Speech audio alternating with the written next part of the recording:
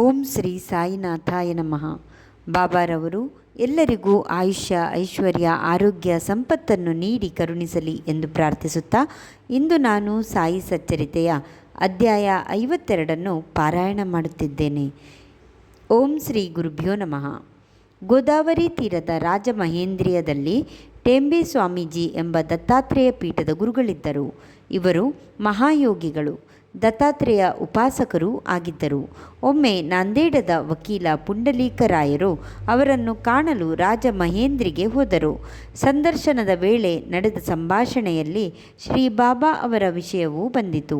ಆಗ ಸಾಯಿ ಅವರ ಹೆಸರನ್ನು ಕೇಳಿದ ಕೂಡಲೇ ಸ್ವಾಮೀಜಿಯವರು ತೆಂಗಿನಕಾಯಿಯೊಂದನ್ನು ತೆಗೆದುಕೊಂಡು ಇದನ್ನು ನನ್ನ ಸಹೋದರ ಸಾಯಿಬಾಬಾ ಅವರಿಗೆ ಶಿರಡಿಯಲ್ಲಿ ತಲುಪಿಸಿ ಎಂದರು.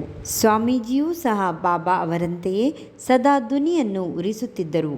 ಅವರಿಗೂ ಬಾಬಾ ಅವರಿಗೂ ತುಂಬ ಸಾಮ್ಯವಿತ್ತು. ಪುಂಡಲೀಕರಾಯರು 1 ತಿಂಗಳ ನಂತರ ತಮ್ಮ ಮಿತ್ರರೊಡನೆ ತೆಂಗಿನಕಾಯಿ ತೆಗೆದುಕೊಂಡು ಶಿರಡಿಗೆ ಬಂದರು.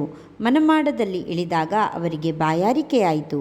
ಬರೀ ಹೊಟ್ಟೆಯಲ್ಲಿ ನೀರು ಕುಡಿಯಬಾರದೆಂದು ಅವಲಕ್ಕಿ, ತೆಂಗಿನಕಾಯಿ ತುರಿ ತಿಂದು ನೀರು ಕುಡಿದರು. ಈ ತೆಂಗಿನಕಾಯಿಯನ್ನು ಸ್ವಾಮೀಜಿಯವರು ಬಾಬಾ ಅವರಿಗೆ ಕೊಟ್ಟಿದ್ದಾಗಿತ್ತು. ಮಸೀದಿ ತಲುಪಿದ ತಕ್ಷಣ ಬಾಬಾರವರು ಪುಂಡಲೀಕರಾಯರನ್ನು ಕುರಿತು, ನನ್ನ ಸಹೋದರನಿಂದ ತಂದ ವಸ್ತು ಕೊಡು ಎಂದು ನೇರವಾಗಿ ಕೇಳಿಬಿಟ್ಟರು. ಪುಂಡಲೀಕರಾಯರು ಬಾಬಾ ಅವರ ಪಾದಗಳನ್ನು ಭದ್ರವಾಗಿ ಹಿಡಿದುಕೊಂಡು ಅವರಲ್ಲಿ ಕ್ಷಮೆ ಬೇಡಿದರು. ಅದಕ್ಕೆ ಬದಲಾಗಿ ಇನ್ನೊಂದು ತೆಂಗಿನಕಾಯಿ ಕೊಡುತ್ತೇನೆ ಎಂದರು. ಆ ತೆಂಗಿನಕಾಯಿಯ ಬೆಲೆ ಸಾಮಾನ್ಯವಾದದ್ದಲ್ಲ, ಅದರ ಬೆಲೆ ಯಾವುದಕ್ಕೂ ಸಮಾನವಾದುದಲ್ಲ. ಆದರೆ ನಿಮ್ಮಿಂದ ತಪ್ಪಾಗಿದೆ, ಚಿಂತಿಸಿ ಫಲವಿಲ್ಲ. ಅಹಂಭಾವವನ್ನು ತ್ಯಜಿಸಿ ನಿನ್ನ ಆಧ್ಯಾತ್ಮಿಕ ಪ್ರಗತಿ ತ್ವರಿತಗೊಳ್ಳುತ್ತದೆ ಎಂದು ಆಶೀರ್ವದಿಸಿದರು. ಬಾಳರಾಮ್ ದುರಂದರ ಅವರು ಮುಂಬೈ ಹೈಕೋರ್ಟ್ನ ವಕೀಲರು. ಅವರದು ತುಂಬ ಧಾರ್ಮಿಕ ಸ್ವಭಾವ. ಅವರು ಲೇಖಕರೂ ಹೌದು. ವಿಠಲನ ಪರಮಭಕ್ತರಾದ ಅವರಿಗೆ 1912 ಸುಮಾರಿನಲ್ಲಿ ಬಾಬಾ ಅವರ ಪರಿಚಯವಾಯಿತು.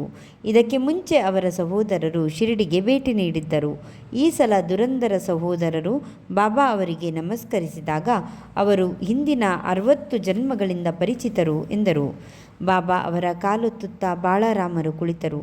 ಆಗ ಹುಕ್ಕಾಸೇದು ಎಂದಾಗ ಅದು ಅವರಿಗೆ ಅಭ್ಯಾಸವಿರಲಿಲ್ಲ. 1 ಬಾರಿ ನಮ್ರತೆಯಿಂದ ಸೇದಿ ಕಳುಹಿಸಿದರು. ಇದರಿಂದ ಅವರ ದಮ್ಮು ರೋಗ ನಿವಾರಣೆಯಾಯಿತು. ಬಾಬಾ ಮಹಾಸಮಾಧಿಯ ನಂತರ ಮತ್ತೆ ಅವರಿಗೆ ಕೆಮ್ಮು ಬಂದಿತು. ದುರಂದರ ಸಹೋದರರು ಶಿರಡಿಯ ಸಮಾರಂಭಗಳಲ್ಲಿ ಭಾಗವಹಿಸಿ ಬಾಬಾ ಅವರಲ್ಲಿ ತಮ್ಮ ಇಷ್ಟದೈವ ಪಾಂಡುರಂಗನನ್ನು ಕಂಡರು ಎಂಬಲ್ಲಿಗೆ 52ನೇ ಅಧ್ಯಾಯ ಸಂಪೂರ್ಣವಾಯಿತು. ಓಂ ಶ್ರೀ ಸಾಯಿನಾಥಾಯ ನಮಃ.